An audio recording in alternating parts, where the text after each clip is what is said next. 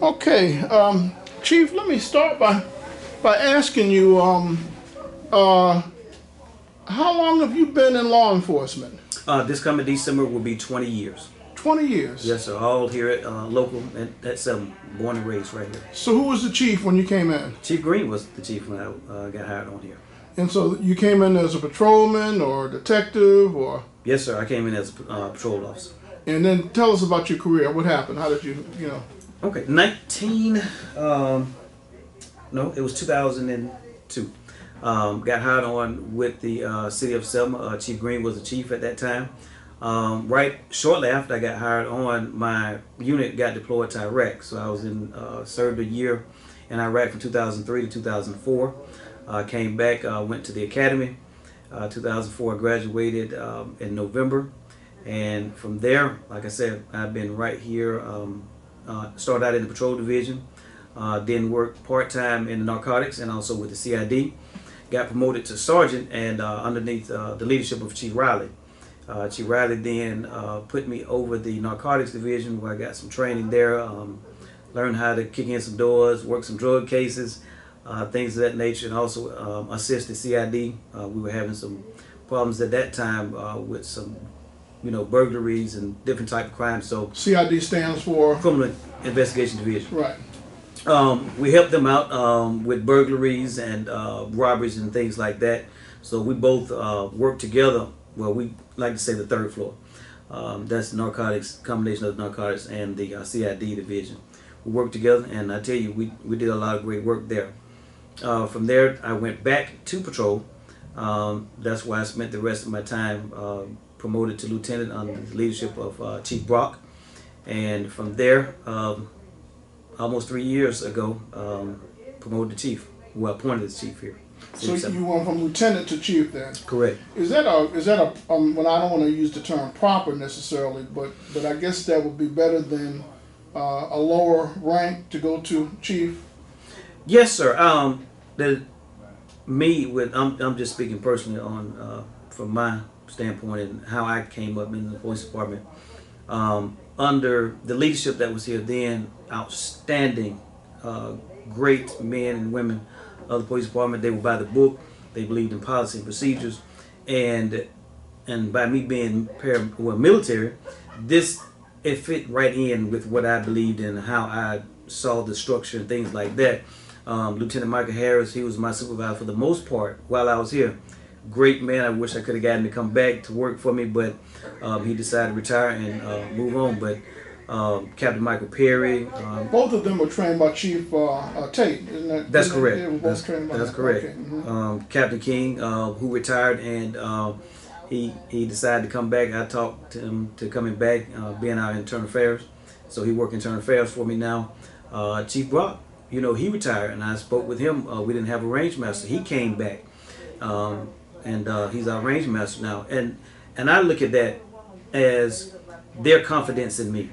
I worked underneath Captain King and Chief Brock. Both of them were my supervisors while I was here, and I think I showed them something, or they saw something in me to think enough to come back and actually work for me. Because most time you have people that retire and at whatever rank, they're probably like, well, I'm not gonna come back and work for somebody younger But like I said, I showed myself discipline, and I've always prided myself in being disciplined and structured. And that's what I'm trying to bring back to the department now. We're laying a foundation. So what is your philosophy? What is your policing management style, or your philosophy about law enforcement and the community? Well, my biggest thing, and what I talked about when I went through the interview process to become the chief, is community policing. When I was on patrol, I went through the bike course where we rode bicycles through the neighborhoods and throughout the city. And it is nothing like being on a bicycle and you see someone young or elderly sitting on their porch, being able to ride up to them and talk with them and have a conversation with them versus someone riding in a patrol car. It's much, it shows us much more approachable, so to say. And the thing of it is, I enjoyed doing that. And it's good to know that people develop a relationship with you and know your schedule and say, hey, listen, I know Officer Fulford is patrolling my area Monday, Tuesday, Wednesday, Saturday, Sunday this week, so he know what car should and should not be in my yard. You know. So, but does it complicate being from Selma? Has that been a problem for you in terms of if you have to arrest somebody you know or somebody you're related to that you know is broken the law or that you've had to go after? Does that complicate anything for you? Not at all, because Or have you had to do it? I've arrested relatives and classmates, but the thing of it is, at the end of the day, that is what I was sworn to do. And during the interview process, they said, listen, this is your hometown. Would you have an issue with that? And when I had to arrest a relative or a classmate, I had to explain to them, listen, this is my job, you know. And then at the end of the day, they understood. Okay, now, how do you feel about being able to work with other law enforcement agencies like the Drug Task Force and the Sheriff's Department, ABI, FBI? Do you have a working relationship with other law enforcement agencies? That is very important to me, to have a relationship with these different agencies, because one time our numbers were low. We were right at like 23 or 25 officers, and I reached out to the state and other agencies, and they came in and they helped us, and I am very appreciative of it, because the thing of it is, we need each other. That's just the bottom line. Crime has evolved. People are doing things differently than when I first started 20 years ago, and it's good to talk to different agencies to find out what they are doing to help combat some of these crimes that we're seeing. So if you have an area that you target, and like they did with the Weed and Seed program, but then after you target a specific area, your illegal activity goes to another area, how do you handle that? Well, we rely on the people, the public, to use our neighborhood watch programs. We encourage neighborhood watch. If you go on the city police department webpage, you will see that we have a flyer encouraging people to start a neighborhood watch group. We have officers that attend the meetings, and we're part of Councilwoman Jana Thomas have the Stop the Violence rally. We're always participating in those type of activities, because, like I said, it all boils back down to community policing. What do you think are some of Selma's most serious issues when it comes to crime? Well, there are drugs here in Selma, and I can't say unemployment, because I ride. I'm not a chief that sits in the office all the time. I ride, and you have Wendy's who's hiring, that's starting out at $10 an hour. McDonald's hiring, starting out at $10 an hour. Walmart is hiring. I was at a job fair last week at the DHR. All these local businesses are hiring, so there should be no excuse for people not to have a job. So I really can't say it's unemployment, because there are people asking to work. I had a conversation with International Paper. They had 30 people to start, but for some reason, people just want to be off on the weekend. But if you don't have a job, how are you going to have money to do anything on the weekend? That makes no sense to me. But it's hard for me to say unemployment, because, like I said, when I started, minimum wage was $4.25. Now these people starting out at 10 and $10.50, but and they still don't want to work. So, well, that's a problem everybody's facing nationally. Yes, sir. Since this pandemic has kicked in, it's something else has happened. What about domestic violence?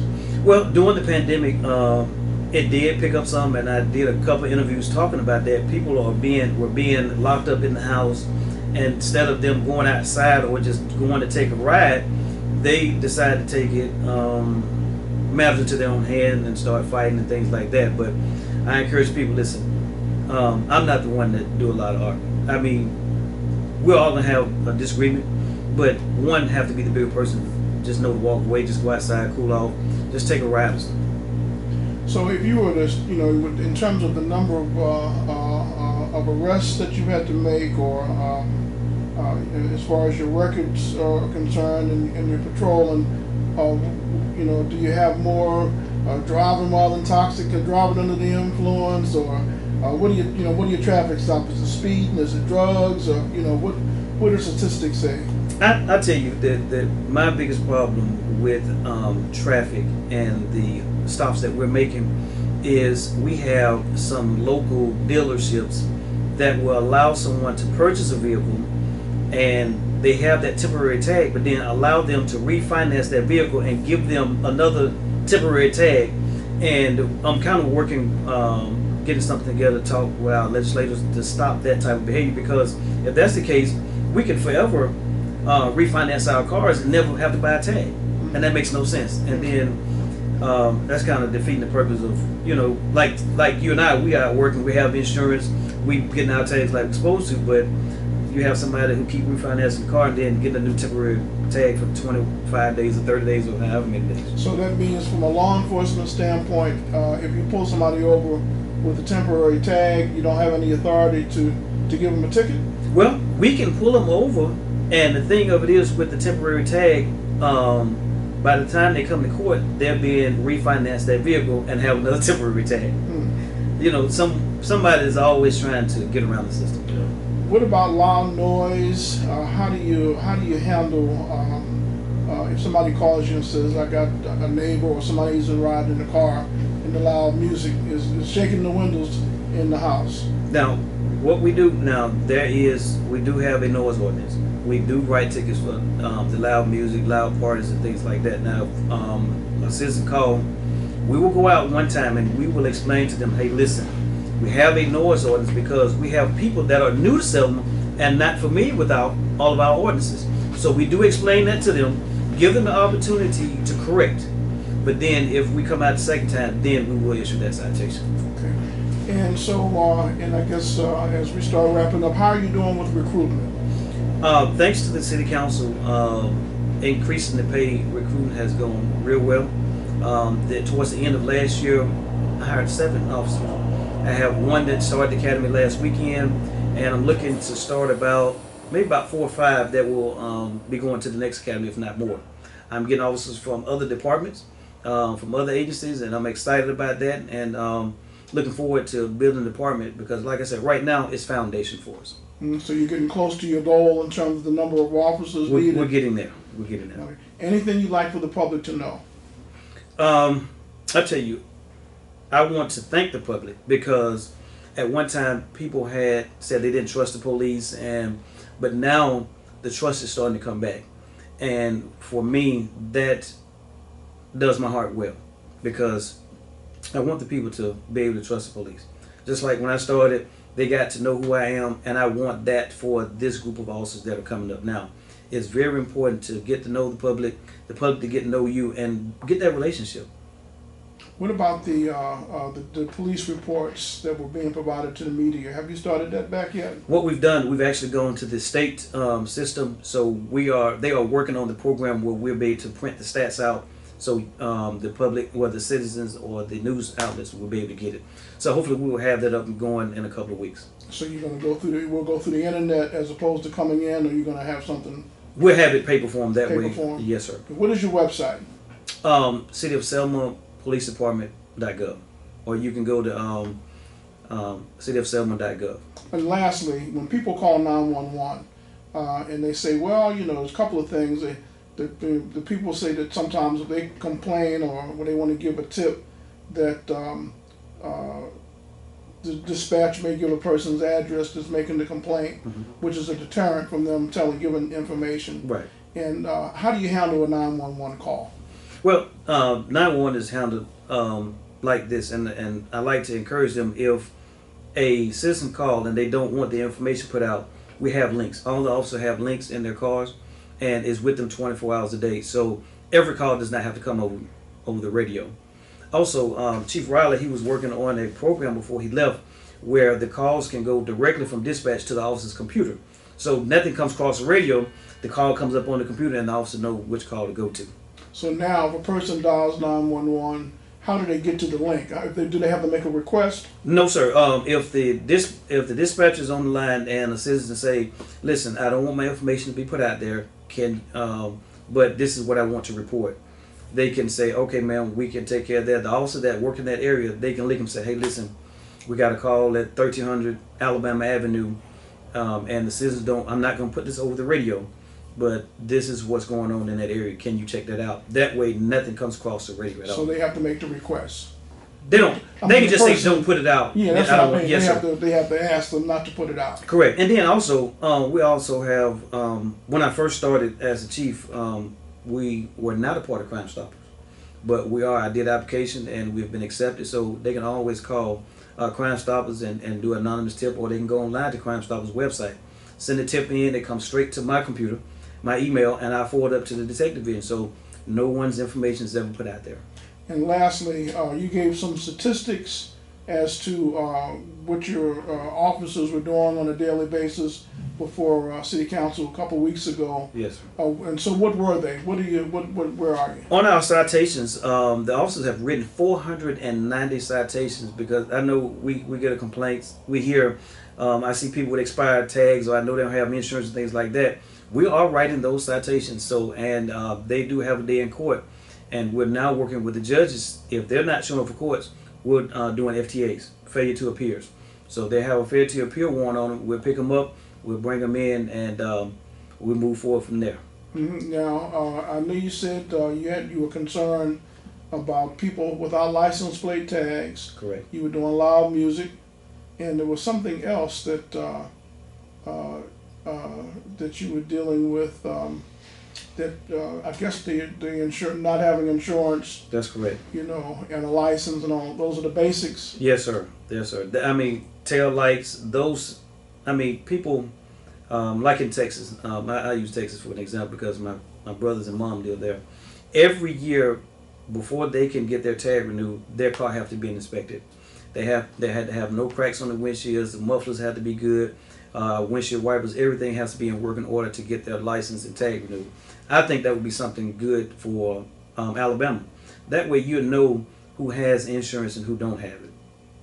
Now, last year we had 22 murders. That's correct. And this year, how many so far? Right now we're at 5. So, and were they were murders? They were gun related? Yes, sir. Gun violence? That's correct. How do you combat that? Well, we had one domestic violence, and that's kind of hard to do, combat domestic violence, because that's inside the house. And a couple of them and a few others were friends. Well, so they thought they were friends, you know. It's something when you have your buddy over at your house and they end up killing you. And that's sad. But what I have to say about that is I thank the public, because like I said, when we ask for tips, they call in, they let us know. It's anonymous. We never put the information out, and I appreciate it. Mm-hmm. You had an officer killed since you've been chief? That's correct. And so how did that affect the morale of the department? I tell you that we are still recovering from that. That's something we hoped never would have happened. I mean, it's tragic when I do press releases and some family member has been murdered. But when it's one of your own whom you work with, and for 12 hours or 18 hours, you know, because how I look at it is we are family here. Because whether people know it or not, we spend more time with each other than we do with our own families. Every holiday, graduations, wedding, I mean, we're here with each other. While the public is enjoying the 4th of July coming up, we will be working together. I mean, we are our family. And I tell you, it's rough. And we're talking with each other. I got mental health workers that came in and spoke with the officers.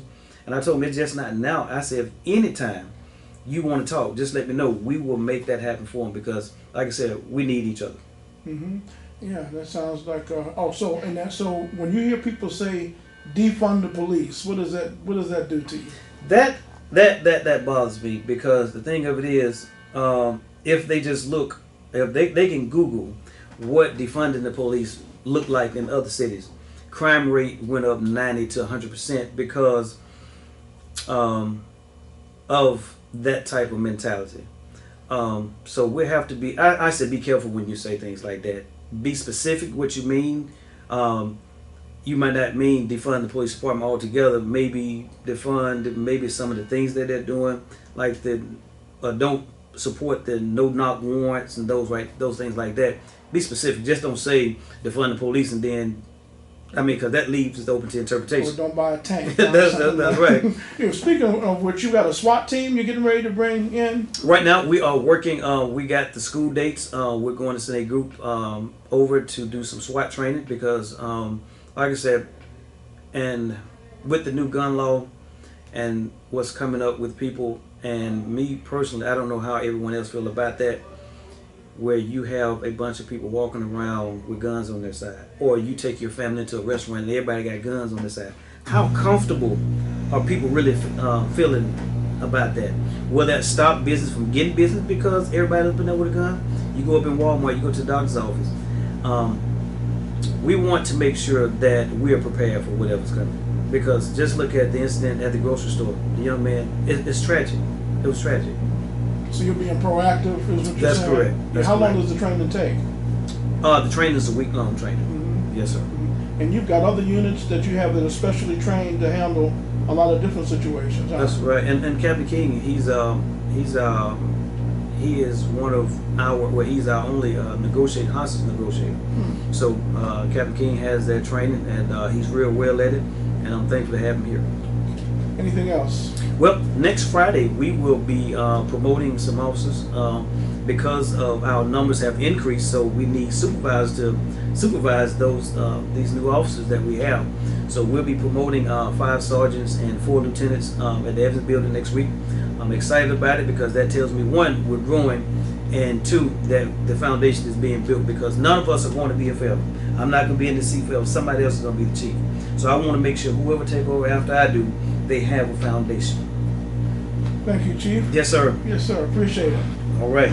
Okay.